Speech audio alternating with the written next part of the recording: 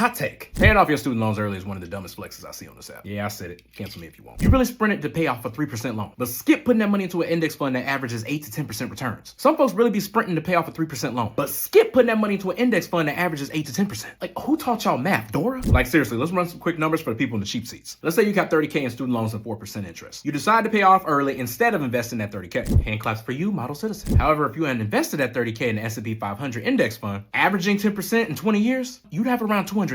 But nah, you decided to listen to Dave Ramsey and look good for the gram. Some be really trading a $200,000 future bag for some cheap claps and a TikTok dance. Y'all different. And don't forget you can deduct up to $2,500 every year in your taxes if you make under 85K. That's like Uncle Sam sending you a little keep up the good work check every year. Y'all skip that too. Meanwhile, 48 million Americans still got student loans, and we out here really thinking that 20K payoff is really making the earth shake. Also, student loans get paused during hardships, like they just did with COVID. They also have forgiveness programs, income-driven repayment plans. You could literally be paying $0 a month and be building wealth on the side. But again, children of Dave Ramsey say that all debt is evil, and instead have turned into spiritual warriors against 3% interest. If we being real, if you look at the wealthy, they use debt to get richer. Average millionaire has over $1 million in debt, but in assets too. They're not paying it off early to win some invisible morality points. They letting that cheap debt cook while they flipping that money elsewhere. Keep going. Retire at 65 with a paid off student loan debt and a retirement fund that can barely cover Netflix and ramen. Stop flexing about being debt free and start flexing about being asset rich. Then we can talk. But that's it. Rant over. Flame me in the comments.